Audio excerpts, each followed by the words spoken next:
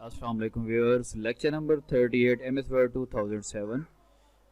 इस ट्यूटोरियल में हमने बात करनी है शॉर्ट कीज़ की। कुछ कीबोर्ड में बटन्स होते हैं जिनका इस्तेमाल अक्सर हम नहीं जानते कि इनको किस लिए इस्तेमाल किया जा सकता है, या नॉर्मल यूज़र जो न्यू होते हैं कंप्यूटर को इस्तेमाल कर रहे होते हैं उसको नहीं पता होता कि एम एस वर्ड में इनको किस मकसद के लिए इस्तेमाल किया जाता है।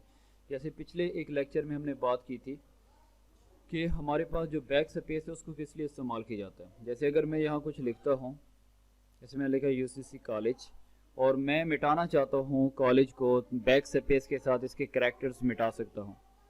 अब अगर मैं ये चाहता हूँ कि COL को मिटाया जाए तो बैक स्पेस के ज़रिए तो पिछले जो करैक्टर्स हैं उनको मिटाया जाता है। अगर हम अगले करैक्टर्स को मिटाना चाहें तो उसके लिए हम यूज़ कर सकते हैं डिलीट का बटन, जिससे आगे को करैक्टर्स जो हैं वो रिमूव होंगे बैक स्पेस से। जो प्रीवियस होते हैं वो करैक्टर्स, और नेक्स्ट अगर करैक्टर को हमने रिमूव करना हो तो वो डिलीट के बटन के साथ इनको रिमूव किया जा सकता है। उसके बाद एक बटन होता है शिफ्ट का बटन। शिफ्ट का बटन जब हम प्रेस, नॉर्मली अब जैसे देखें कि हमारे पास हम करैक्टर्स लिख रहे हों तो वो स्मॉल होते हैं, अगर शिफ्ट का बटन प्रेस करके रखें तो ये कैपिटल लिखे जा सकते हैं। तो जब तक शिफ्ट का बटन प्रेस करके रखेंगे तब तक ये करैक्टर्स क्या होंगे, कैपिटल होंगे।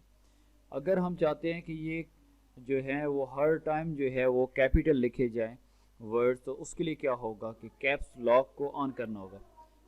अगर कैप्स लॉक को हम ऑन करते हैं तो ये सारे जो करैक्टर्स हैं वो क्या होंगे, कैपिटल लिखे जाएंगे।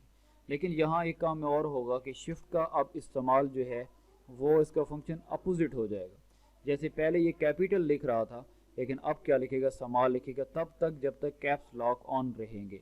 तो कैप्स लॉक अगर ऑन होगा तो शिफ्ट का फंक्शन जो है वो अपोजिट हो जाएगा। इससे पहले कैरेक्टर जो है वो कैपिटल लिखे जा रहे थे, अब स्मॉल लिखे जाएंगे। तो ये हमारे पास बैक स्पेस हो गया। डिलीट की हमने बात कर ली, शिफ्ट, और उसके बाद हमने बात की है कैप्स लॉक की। उसके बाद एक बटन हमारे पास टैब का होता है। तो टैब का बटन स्पेस के लिए इस्तेमाल किया जाता है। नॉर्मली स्पेस बार से हम स्पेस दे सकते हैं, एक एक करेक्टर जो है उसको आगे लेकर जा सकते हैं स्पेस के थ्रू, अगर यहाँ लिखा हुआ होता है। अगर हम ये चाहते हैं कि इसको जो है हम एक एक करेक्टर को इस तरह हम आगे लेकर ना जाएं, हम ज़्यादा गैप दे सकें, तो फिर क्या करते हैं, टैब के थ्रू जो है इंसर्शन पॉइंट मूव कर रहा है। और ये टैब के थ्रू कितना गैप आता है, 0.5 इंच का गैप आता है। तो ये हमारे पास कुछ कीज़ थी।